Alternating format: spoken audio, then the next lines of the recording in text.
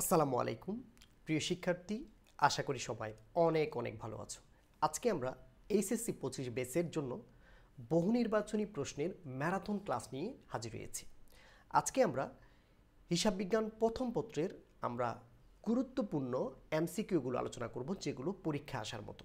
1 নম্বর প্রশ্ন, মালিকানা সত্ত্ব বৃদ্ধির কারণ কি?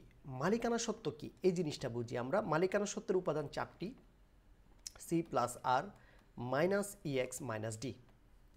অর্থাৎ মালিকানা সত্ত্বের এই 4টা উপাদান, এই 4টা উপাদানে যে দুইটা অংশ যোগে আছে এই দুইটার কারণে মালিকানা সত্ত্ব বৃদ্ধি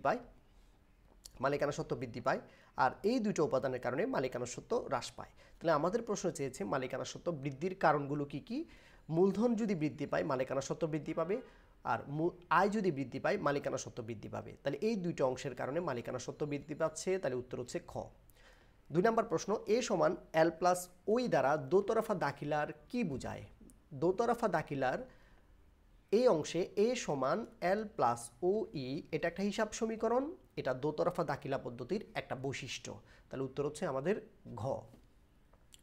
3 নম্বর প্রশ্ন, 10,000 টাকার যন্ত্রপাতি নগদে ক্রয়, এই লেনদেনটি হিসাব সমীকরণের কোন কোন উপাদানের পরিবর্তন হবে? এ সমান এল প্লাস ওইতে যন্ত্রপাতি ক্রয় করলে আমাদের যন্ত্রপাতি বৃদ্ধি পাবে, একটা সম্পদ বৃদ্ধি পাবে।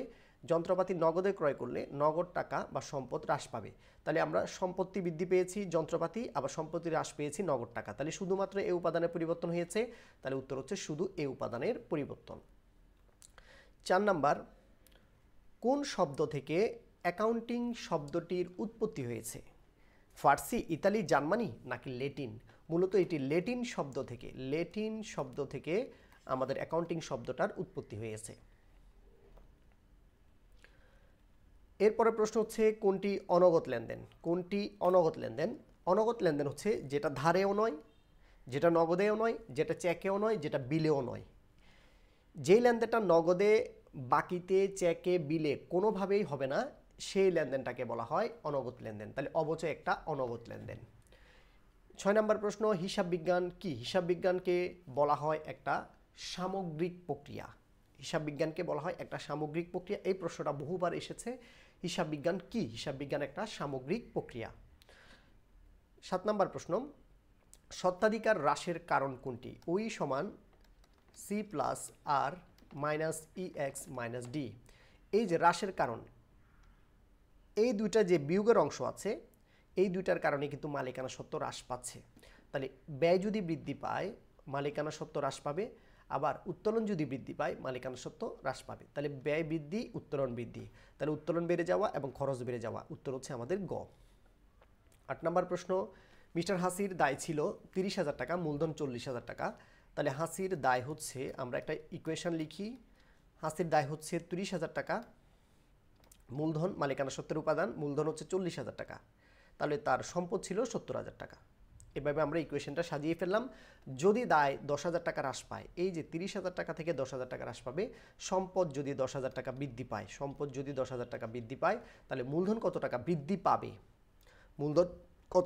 পাবে? তাহলে 70 আর 10 যোগ করলে 80,000, 30 থেকে 10 বিয়োগ করলে হচ্ছে আমাদের 20,000। আর এখানে আমাদের মূলত মালিকানা সত্ত্ব আগের দেওয়া আছে আমাদের 40,000, বাট আমাদের তো ইকুয়েশন মিলে নাই। এ পাশে আছে 80,000, এ পাশে হয়েছে আমাদের মাত্র 60,000। তাহলে মূলধন এখানে বাড়াতে হবে আরও 20,000। এই আরও 20,000 বাড়ালে এটা 60,000 হবে, এটা হবে 20,000, এই 60,000 আর 20,000 মিলে 80,000 টাকা মিলে যাবে। তাহলে মূলধন বাড়াইতে হবে আমাদের কত? 20,000 টাকা। মূলধন বৃদ্ধি পাবে 20,000 টাকা। উত্তর হচ্ছে ঘ। 9 নম্বর প্রশ্ন, হিসাব বিজ্ঞানের স্বর্ণসূত্র বলা হয় কাকে? হিসাব বিজ্ঞানের স্বর্ণসূত্র বলা হয় হিসাবের সনাতন পদ্ধতিকে, পুরাতন পদ্ধতিকে। অর্থাৎ যেই পদ্ধতিতে আমাদের হিসাব বিজ্ঞানের যাত্রাটা শুরু হয়েছে, মূলত এটাকে বলা হচ্ছে স্বর্ণসূত্র। তাহলে উত্তর হচ্ছে খ। 10 নম্বর, সর্বপ্রথম কোন শহরে দোতরফা দাখিলা পদ্ধতির হিসাব রাখা হয়? সর্বপ্রথম কোন শহরে? Paris, Venice, new York, Moscow. ইতালির ভেনিস শহরে মূলত দোতরফা দাখিলা পদ্ধতির হিসাব শুরু হয়। তাহলে উত্তর হচ্ছে খ, ভেনিস। সম্পত্তির উপর মালিক এবং পাওনাদারের দাবিকে কি বলে? সম্পদের উপর মালিকই পাচ্ছে, পাওনাদারও পাচ্ছে, তখন সেটাকে বলা হয় দায়। তাহলে উত্তর হচ্ছে খ, দায়। এরপর হচ্ছে বিপরীত ব্যয়, খুবই গুরুত্বপূর্ণ প্রশ্ন। বিপরীত ব্যয় কোনটি? যেই হিসাব ব্যয়ের পরিমাণ হ্রাস করে। তাহলে ক্রয় একটা ব্যয়, এই জায়গা থেকে যদি ক্রয় ফেরত বাদ দেওয়া হয়, এই ক্রয় ফেরতের কারণে আমাদের ব্যয়ের পরিমাণটা হ্রাস পাচ্ছে, এই জন্য এটাকে বলা হয় বিপরীত ব্যয়। আবার বিক্রয় একটা আয়, বিক্রয় থেকে যদি আমরা বিক্রয় ফেরত মাইনাস করি তাহলে আমাদের বিক্রয়ের পরিমাণ হ্রাস পাচ্ছে, এই যে বিক্রয় ফেরতের কারণে এই বিক্রয় ফেরত একটা বিপরীত আয়, এটা তখন হবে বিপরীত আয়। গুরুত্বপূর্ণ প্রশ্ন, বিপরীত আয়। আর অবচয় এটা আমাদের স্থায়ী সম্পদের পরিমাণ কমায়, তাহলে এটা হচ্ছে বিপরীত সম্পদ, এটা হবে বিপরীত সম্পদ। ঠিক আছে। 13 নম্বর প্রশ্ন, লেনদেনের সত্যতা যাচাইয়ের জন্য কোনটি ব্যবহৃত হয়? স্মারকলিপি না পরিমাণ নিয়মাবলী? না, এখানে স্মারকলিপি হচ্ছে মূল দলিল, আর পরিমাণ নিয়মাবলী হচ্ছে ব্যবসা পরিচালনার যে নিয়ম কানুনগুলো সেগুলোর। আর ভাউচার মূলত এখানে যে লেনদেন হয়েছে এটার একটা সত্যতা যাচাই, লেনদেন হয়েছে কি হয় নাই এটা যাচাইয়ের জন্য মূলত ভাউচারটা ব্যবহার করা হয়। তার উত্তর হচ্ছে গ। 14 নম্বর প্রশ্ন, সেবা প্রদান বাবদ নগদ আয় হলে হিসাব সমীকরণের কি প্রভাব পড়বে? সেবা প্রদান করলে সেক্ষেত্রে আমরা নগদে আয় করব, তাহলে নগদ টাকা পাবো, নগদান হিসাব ডেবিট, আর সেবা আয় ক্রেডিট হবে। তাহলে নগদ টাকা সম্পদ বৃদ্ধি পাবে এবং সেবা আয় হচ্ছে মালিকানা সত্ত্বের উপাদান ওই বৃদ্ধি পাবে।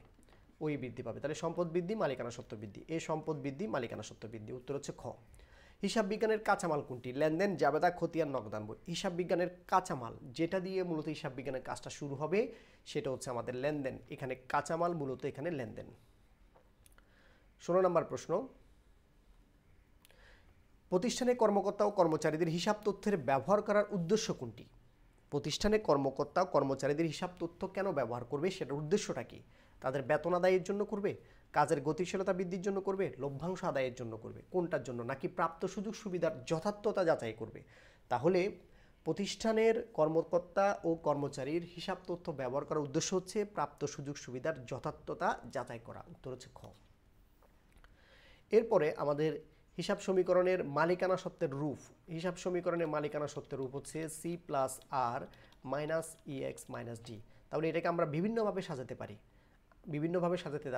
আমরা দেখি সি প্লাস আর নিয়ে আসি কিনা, নাই, সি প্লাস আর নিয়ে নাই, আছে সি এবং ডি নিয়ে। তাহলে সি এবং ডিকে আমরা আগে নিয়ে আসবো, সি মাইনাস ডিকে নিয়ে আসলাম, আর এখানে দেখছি আর এবং ই কি, তাহলে আর এবং ইকে নিয়ে যাব, আর প্লাস আর এদিকে হচ্ছে মাইনাস ইএক্স।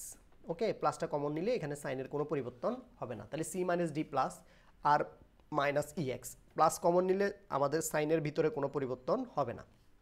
তাহলে উত্তর হচ্ছে আমাদের এই অপশানটা যেখানে পাচ্ছি, সি মাইনাস ডি প্লাস আর মাইনাস সি, উত্তর হচ্ছে এটা।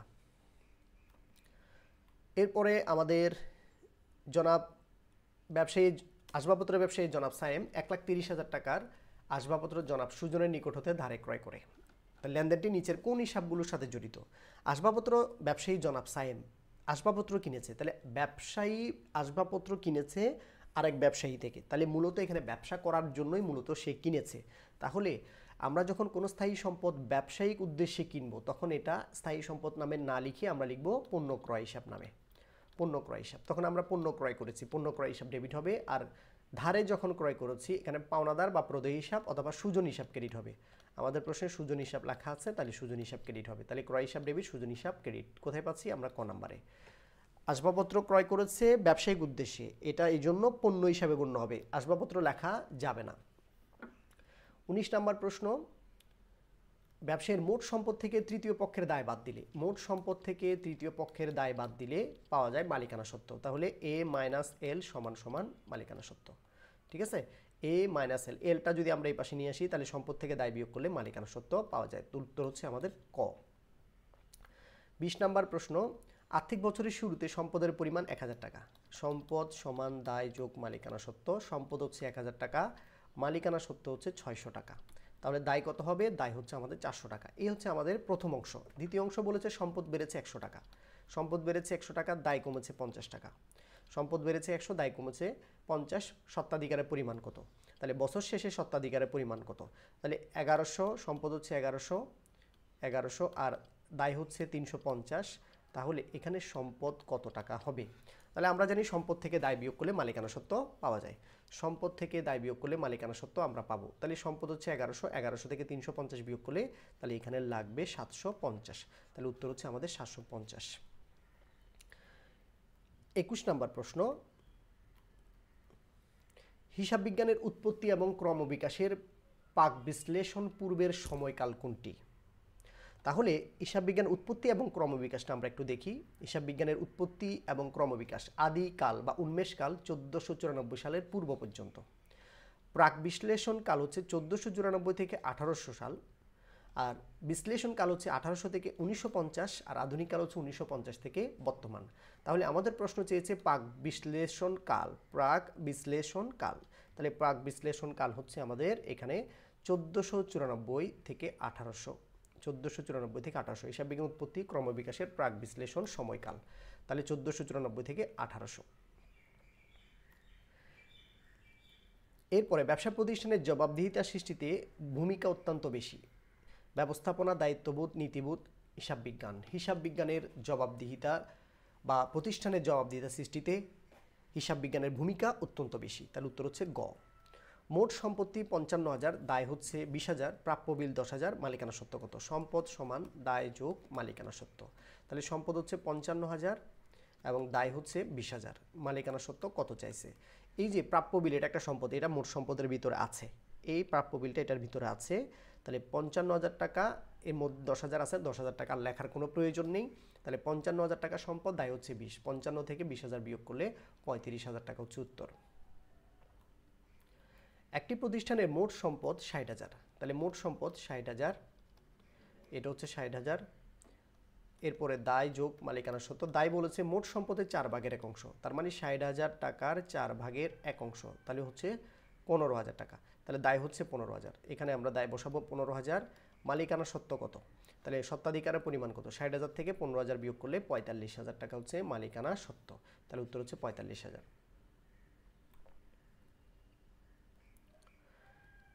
25 নম্বর প্রশ্ন, হিসাব বিজ্ঞানের সর্বশেষ এবং মূল উদ্দেশ্য। হিসাব বিজ্ঞানের সর্বশেষ উদ্দেশ্য হচ্ছে আর্থিক ফলাফল নির্ণয়, এটা আমরা মাথায় রাখবো। এবং মূল উদ্দেশ্য, সর্বশেষ এবং মূল উদ্দেশ্য, তাহলে আর্থিক ফলাফল নির্ণয় বা আর্থিক অবস্থা নিরূপণ। আর এখানে মূল উদ্দেশ্যটা মূলত তথ্য সরবরাহ করা, মূল উদ্দেশ্য হচ্ছে তথ্য সরবরাহ করা। তাহলে এখানে আর্থিক লেনদেন লিপিবদ্ধকরণ, এটা সর্বশেষ বা মূল উদ্দেশ্য নয়। শ্রেণীবদ্ধকরণ, সংক্ষিপ্তকরণ, এটা নয়। আর্থিক ফলাফল, আর্থিক অবস্থা নিরূপণ, এটা হয়। তথ্য সরবরাহ এবং সিদ্ধান্ত গ্রহণে সহায়তা করা, এটা হয়। তার উত্তর হচ্ছে 2 এবং 3। তাহলে 2, 3 পাওয়া যাচ্ছে গ নাম্বারে। লেনদেনের কাঠামোগত পরিবর্তন। লেনদেনের পরিবর্তন দুইটা, একটা হচ্ছে পরিমাণগত আর একটা হচ্ছে গুণগত বা কাঠামোগত। পরিমাণগত বা নিট পরিবর্তন, গুণগত বা কাঠামো পরিবর্তন। পরিমাণগত নিট পরিবর্তন বলতে ইকুয়েশনের 2 দিকে পরিবর্তন হবে, এই অংশ পরিবর্তন হবে, এই অংশ পরিবর্তন হবে, এটাকে বলে নিট পরিবর্তন বা পরিমাণগত পরিবর্তন। আর ইকুয়েশনের শুধুমাত্র একটা অংশে পরিবর্তন হবে, হয় সম্পদে পরিবর্তন হবে অথবা দায় এবং মালিকানা সত্ত্বের অংশে পরিবর্তন হবে। 2 দিকে, সমানের 2 দিকে একসাথে পরিবর্তন হবে না, তখন তাকে কাঠামোগত পরিবর্তন বলে। তাহলে আমরা দেখব কাঠামোগত পরিবর্তন, সমানের যে কোনো এক পাশে পরিবর্তন। নগদের সম্পদ ক্রয় করলে আমাদের সম্পদ নগদ টাকা হ্রাস পাবে এবং একটা সম্পদ বৃদ্ধি পাবে। তাহলে এই দুইটাই তো সম্পদ, শুধুমাত্র আমার এটার পরিবর্তন হয়েছে।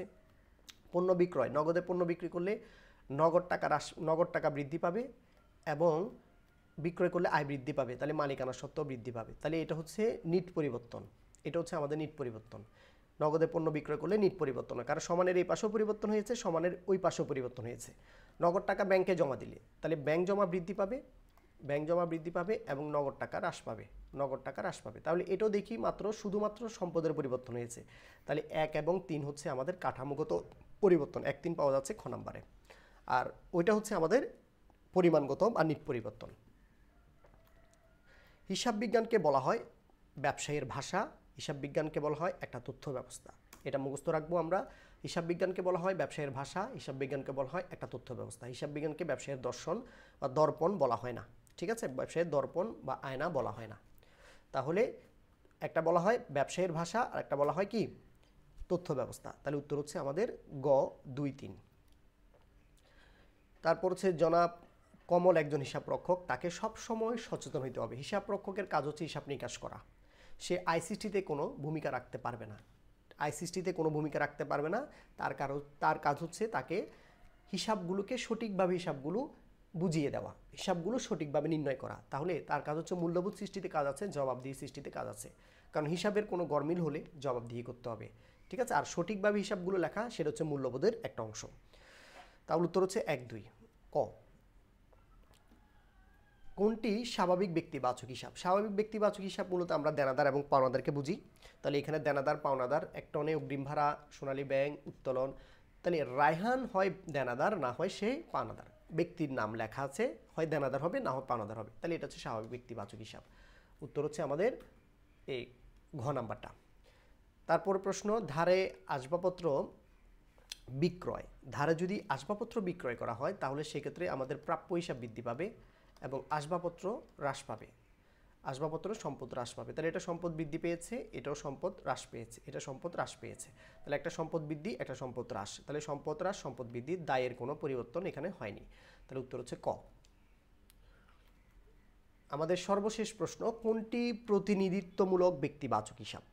প্রতিনিধিত্বমূলক ব্যক্তিবাচক হিসাব যে সকল হিসাবগুলো দেনাদার এবং পাওনাদারের প্রতিনিধি করে বা দেনাদার এবং পাওনাদারের প্রতিনিধিত্ব করে, এমন হিসাবগুলোকে বলা হয় প্রতিনিধিমূলক বা প্রতিনিধিত্বমূলক ব্যক্তিবাচক হিসাব।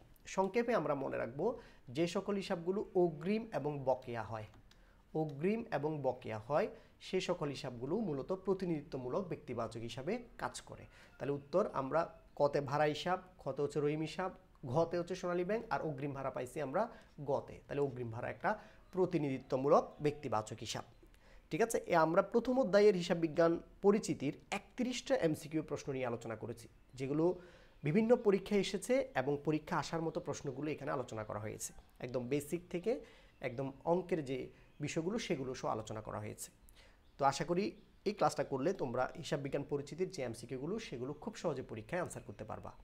ধন্যবাদ সাথে থাকার জন্য। আসসালামু আলাইকুম। আরেকটা ভিডিও নিয়ে দেখা হবে পরবর্তী অন্য একটা চ্যাপ্টারের। আসসালামু আলাইকুম।